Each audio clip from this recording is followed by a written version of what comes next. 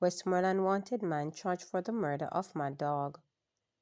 34-year-old Nicholas, the wanted man captured during heightened police operation in Westmoreland on Wednesday, has been charged. Nicholas, a security guard of Williamsfield, Westmoreland, has been charged with murder, wounding with intent, possession of a prohibited weapon, and using a firearm to commit a felony. The charges are in connection with the shooting death of 28-year-old Iwayne Bennett, alias Mad Dog, a former of Petersfield, Westmoreland. According to the allegations, Nicholas opened gunfire at Bennett as he sat in a bar in Bastard Cedar Walk in the parish about 7:25 p.m. on Sunday, November 10. Bennett died on the spot. Another man was injured in the incident. Nicholas's court date is being finalized. Despair at William Knibb High. Heart sang at William Knibb Memorial High School on Tuesday when news emerged that a 17-year-old student, Roderick Frank, succumbed to injuries he received in a motor vehicle crash in his D-side community on Sunday. The young man's passing was especially painful, as he was said to have been showing signs of recovery in hospital on Tuesday. One of his teachers, Tamian Palmer, recounted that when she visited Roderick, who was described as a well-behaved student with great academic potential, in hospital on Wednesday, she observed nurses having to pump oxygen to assist him to breathe. When I went in there, I saw my student just in there still, and they're just pumping, manual pumping, giving him air. I said to the nurses, "Thank you for your services, because we'll continue to use baskets to carry water," Palmer told reporters. The expression of gratitude, though, was tingled with annoyance at the apparent absence of proper equipment. How is it that you have a hospital, somebody who needs a service like this, and you don't have a life support machine? You have to be pumping, manually pumping air, she stated. I am a mother, so it hurts me to the core to see my child, because it's not just a regular student, Palmer said, her voice cracking. The teacher said on Wednesday, when news came that the injured student was breathing on his own, their hopes soared. We said, "Wow, miracle. Okay, no, the battle is not over. We need to continue praying." So to get this news on Thursday, and to now be consoling his classmates, the crestfallen teacher stated. Police report that Frank was thrown from a motorbike he was driving on a road in the community Sunday night. He was taken to the Falmouth Public General Hospital, where he was admitted for treatment. On Thursday, William Knibb Memorial High Vice Principal, Ms. Steele, disclosed that examinations at the school had to be suspended Thursday morning after news of his death came. We had to postpone the exam that he would be doing in the morning. We had to set it for next week, a distraught VP stated.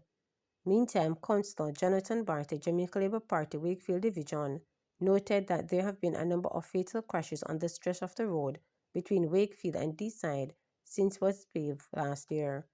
The users of the road must exercise more caution. They appeal for the road, and now they get the road, they must use it wisely and use it properly. We're losing too many of our young people, especially motorcyclists. They are damaging themselves, and they damage property.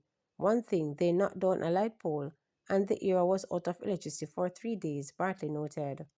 Jamaica records decline in visitor arrivals between September and November this year. Jamaica recorded a decline in visitor arrival between September and November of this year. This was revealed by Chairman of the Economic Program Oversight Committee, EPOC, Keith Duncan, at a press conference. He noted that the biggest decline was seen in September, when arrivals were down by 6.4% compared to the similar period last year. Mr. Duncan said a reduction in flights, the presidential election in the U.S. states, among other factors, led to a slowing of travel. Visitor arrival, this is a little area of concern for us. For the September quarter, Jamaica welcomed 634,305 visitors, reflecting a 6.4% decline compared to September 2023. For October 2024, 186,384 tourists visited Jamaica, reflecting a decline of 1.1% relative to the comparable period in 2023. Similarly, for November 2024, an estimated 213,000 visitors visited Jamaica, reflected a decline of 3.4% relative to the comparable period in 2023.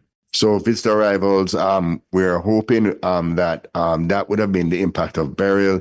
There would have been reduction of incoming flights, etc., and also we have had continued to have inclement weather, and then there was the election in the US, which would have kind of probably, which is our main source market, which would have probably slowed travel somewhat as people were busy paying attention to the US election.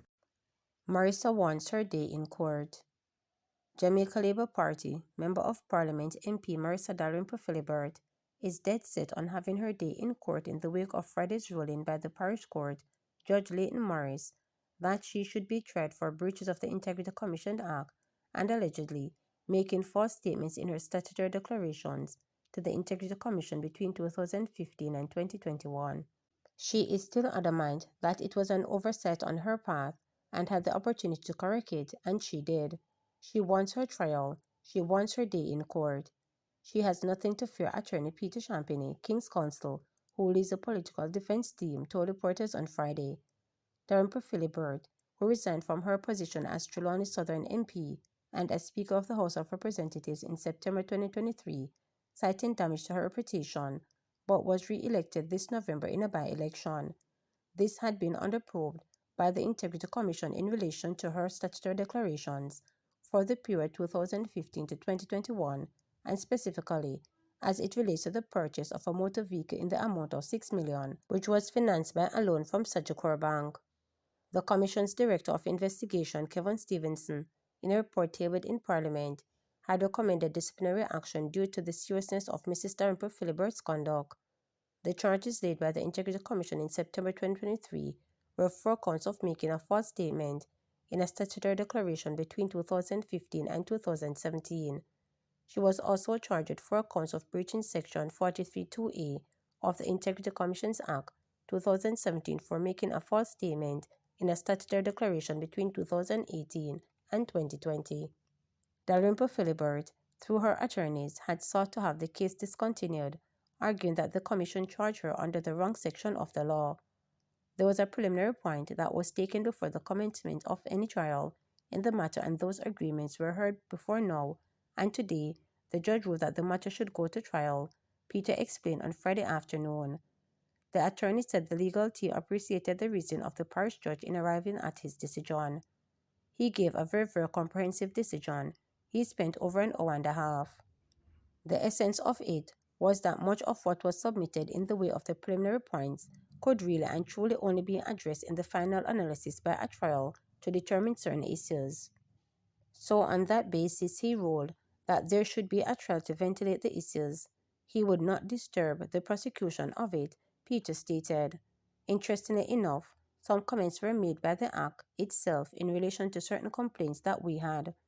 Note was made of the fact that portions of the Act were silent on the complaints that were making, like, for instance, a simple example, we had said the matter should have had the benefit of the review of a commission under the Act before the charges, but he pointed to the fact that whereas the Act spoke about who should constitute the members of the commission, it didn't say specifically what the commission had in terms of powers, whether to treat it in a particular way, Peter further noted. So the long and short of it is that he indicated that much of the submissions that were made by the applicant through her attorneys were matters that could have been addressed sufficiently in a way of a trial by way of explanatory questioning and so on to rule on it, he told reporters. So for my part, I indicated that I would need time to review his decision because it was so comprehensive and we need a date to return. So that date is the 7th of February and the trial itself is slated to commence on March 31 next year, he added.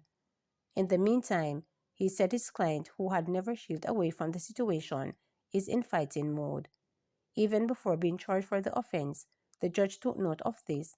At the interview, she sought to correct the records and said, "It was an oversight. Yes, I do have this, and I did not declare," Peter noted. "I think how he, the judge, put it in, the submissions and the arguments you have put before us are best explored in the realm of a trial, because there are certain questions that would have been asked and answers needed, and we can't determine the truth of that and the rationale behind it unless it is coming from the witness box in the way of evidence, the attorney noted. Remember to subscribe, like, share, and click the notification bell for daily updates.